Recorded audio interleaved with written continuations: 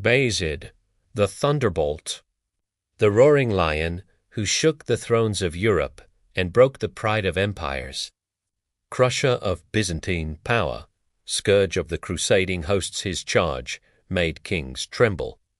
When a vast crusade swore to drown the Muslims, their leader boasted, "Even if the sky itself fell, I would hold it up with my spear." Bayezid answered with steel shattering their ranks and scattering their banners. It was a lesson Europe would not forget. He was the first Ottoman to place Constantinople under true siege, opening its towns, tightening the ring, and bringing Bulgaria and Serbia into the fold, expanding the realm at a thunderous pace. Yet, while he pursued the Crusaders, a new storm gathered in the east. The armies of Timur pressed toward Anatolia, testing the empire onto fronts. At the end of his life, Bayezid faced a trial no Ottoman sultan had faced before. May Allah have mercy on him, the siege of Edirne rages.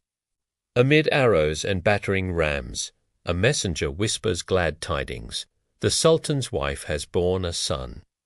When Edirne fell by Allah's help, the capital moved there. And the child was named Bayezid, name echoing deep through history. At 6, he entered the Janissary barracks, for great commanders are forged in the saddle, not on palace cushions. At 18, he finished his military schooling, a prodigy of the lance and the bow, a student of sacred law and mathematics, fluent in Turkish, Persian, Greek, and Arabic. By 20, Bayezid commanded the right wing of the Ottoman army. In the wars against Karaman, his speed broke the enemy lines, and foes gave him a new name, Yıldırım, the Thunderbolt. At Kosovo in 1389, when the left wing faltered, Bayezid swept around the flank and saved the field. When Sultan Murad I fell as a martyr, the emirs and beys turned to Bayezid. Youthful, unbroken, born for command, his first task was to secure the Balkans. Serbia bowed as a vassal. Its prince offered tribute and troops, and marriage sealed the covenant politics harnessed to peace. Then Bayezid faced the fires of Anatolia. Beyliks whispered and conspired. Letters flew in the dark. The Thunderbolt chose clarity over chaos, striking each rebellion in turn, separating plotters, and calling the faithful to unity under justice. City by city, West Anatolia returned to the fold without a sword unsheathed, others with swift, decisive battles. Strength with mercy, authority with law. In the year 1391, the emperor in Constantinople raised new towers on the walls. Bayezid sent a message, "Take down what you have raised, or I will come and take it down with my own hands." The towers fell. Fear spread through the palace halls. Soon came the first great Ottoman siege of Constantinople. Land and sea, the Golden Horn watched, the gates tested. Only a flare of war in the Balkans drew the Thunderbolt away. Across the Danube, the Crusaders gathered, Hungary, France, knights of many orders, fleets of Genoa and Venice. They swore before their altars to destroy the Ottomans, and spoke of riding on to Jerusalem.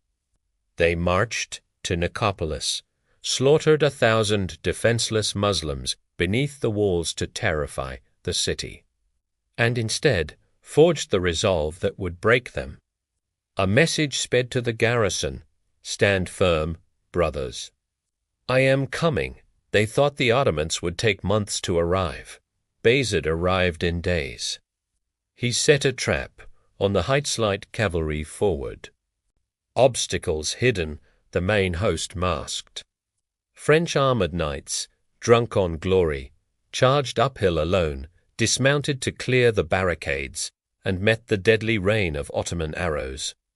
Then the thunderbolt loosed his wings. Cavalry poured across the field like a storm front, flanking, encircling, cutting the army of Europe into fragments. Allies broke and fled for the river. The Danube ran red.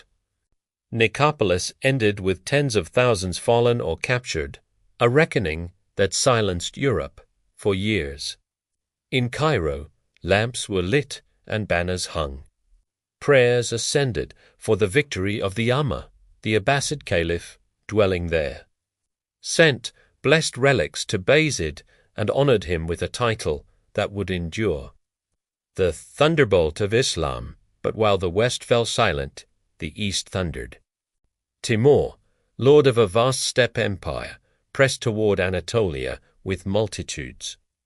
Bayezid called for unity, warning that division would open the door to devastation. Some stood firm. Others hesitated. The test was upon them. July heat over Ankara. The Ottoman army marched hard for 8 relentless days, arriving to find the well seized and the plains swarming. All historians agree the army of Timur was immense, and the Ottomans were bone-tired from the road. In the first clash, allies wavered.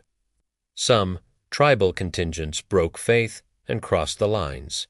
Bayezid refused to retreat. "I do not turn my back on the field," he said, and with the Janissaries he fought ringed by steel. At last the lines folded. Sultan Bayezid was taken captive. His body worn by illness, his spirit unbowed. Within weeks he returned to his lord.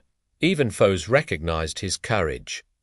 Many chroniclers record that Timur himself spoke of Bayezid with respect as a fearless commander.